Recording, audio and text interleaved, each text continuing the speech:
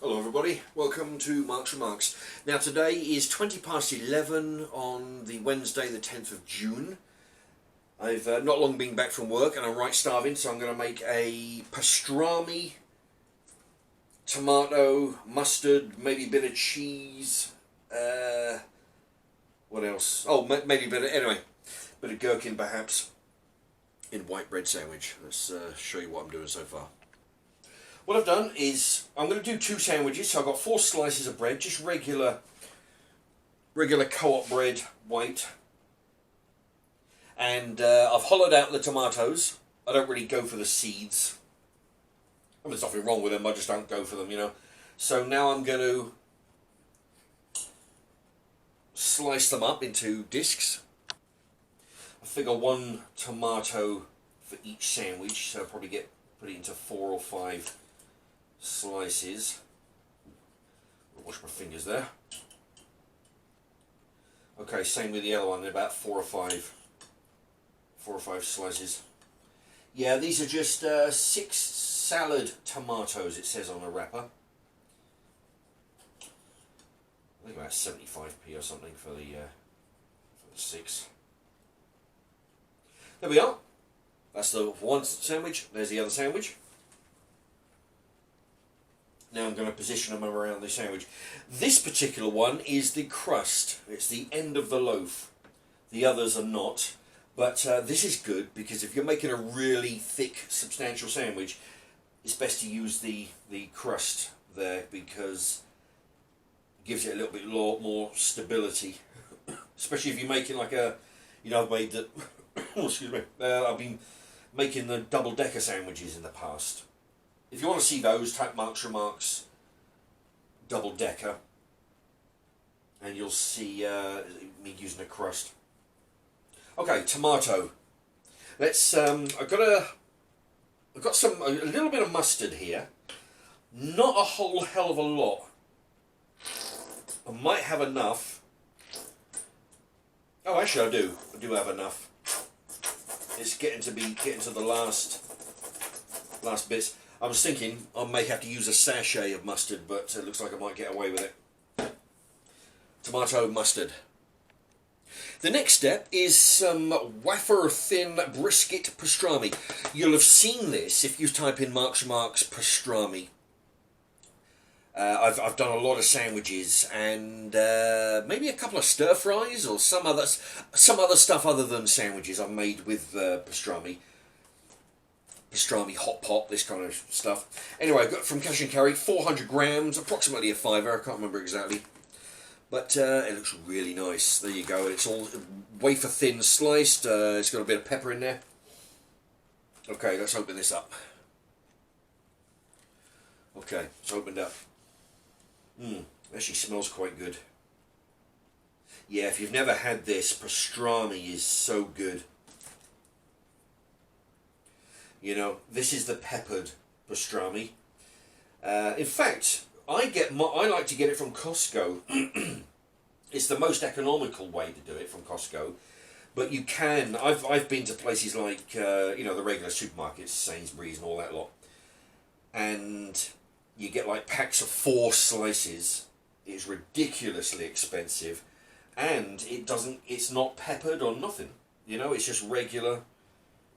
So it's not the best place to get it from your local supermarket.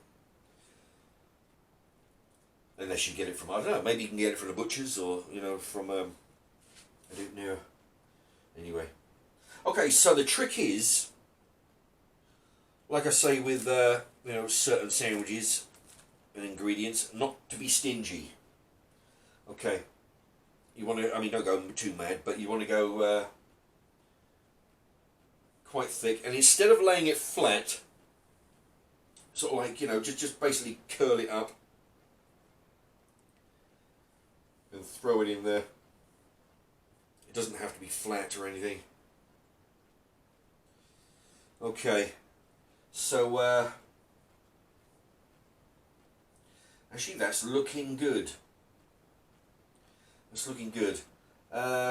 Maybe a little bit more on this other one here.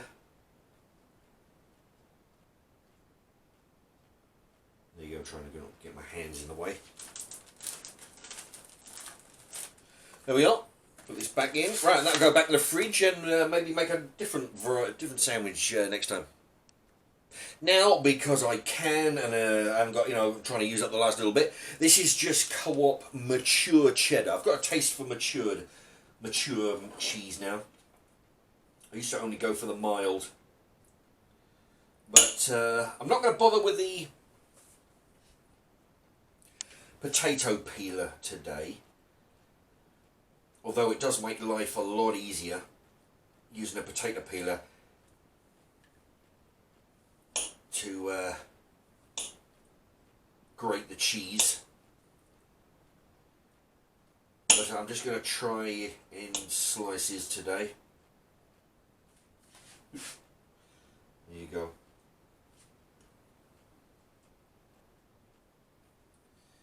There you go. Put a good amount.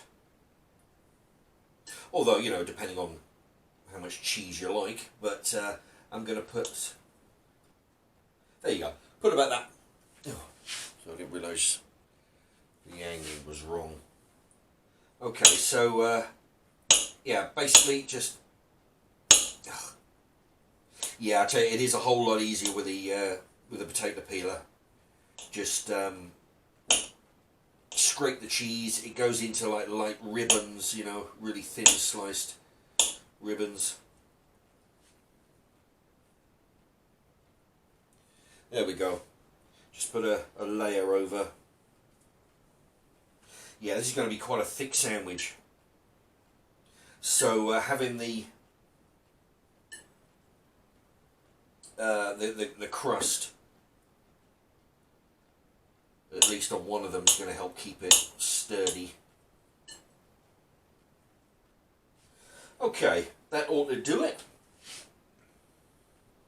Now the last ingredient is going to be a gherkin,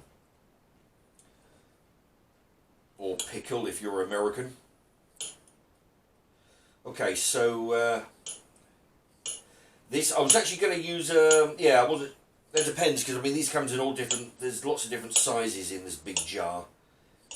Get a big jar of it for $3.50. It's the same gherkins they sell in the chip shops.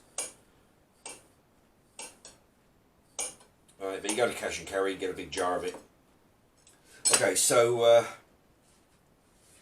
basically just spread them around all over the sandwich. Now this is going to add a little bit of crunch, and also importantly it's going to add a little bit of moisture to the sandwich, because you've got your dry cheese, your dry meat, your dry bread. Your tomato is going to add a little bit of moisture to it, but this just helps. There you go, a nice thick layer of gherkin there. You can't really have too much, in my opinion. Right, so we've got, what have we got? We've got everything. We've got tomato, we've got some mustard, got the pastrami, got the cheese, gherkin. That'll about do it. Yeah, I normally I would put some mustard on the top slices there, but I put quite a lot on the underneath, so I don't want to go too crazy. Okay.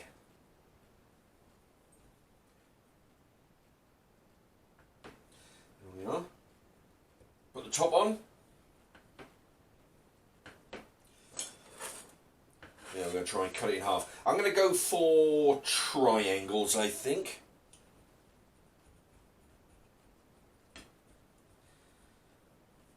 Of course, it's all preference, but I do like the triangles.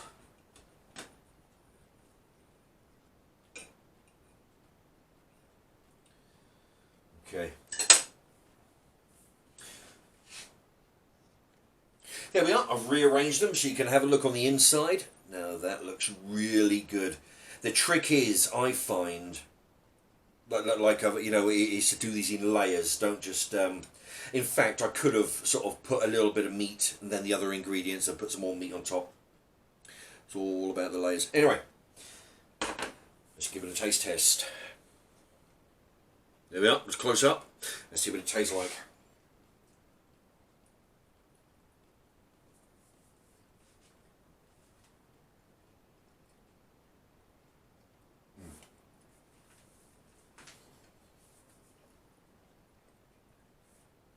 The initial flavour is the pastrami with the mustard, with the peppers on it, or pepper.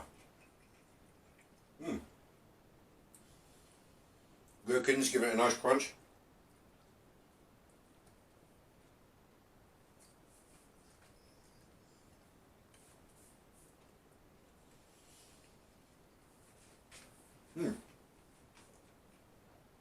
This is a good combination. The cheese makes it a little bit dry, you know.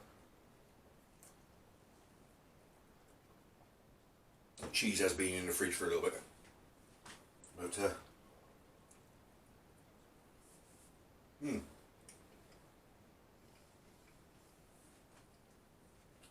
I do prefer. I should have used the potato peeler. It makes it very, very thin, you know, rather than, you know, I mean, when you cut it with a knife like I did, it's difficult to get it really, really thin. You know, you do your best, but I mean, it comes out quite thick. But potato peeler comes out like, you know, like ribbons. That's the best way to do it in the sandwich.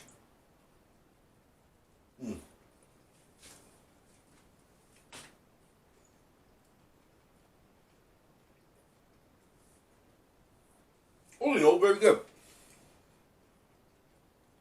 I should have layered the meat, you know, a little bit of meat, then the tomato, a little bit of meat,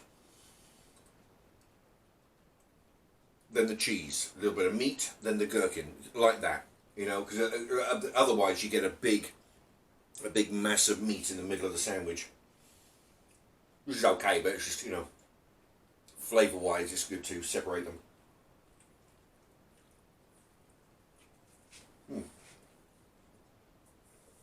Anyway, there you have it.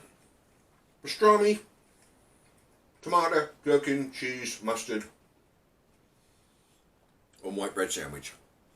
Thank you for watching, and I'll put a couple of links up here for a few other well, I don't know about sandwiches, but a few other meals anyway. If you like, click on those, see what you think, and thank you for watching.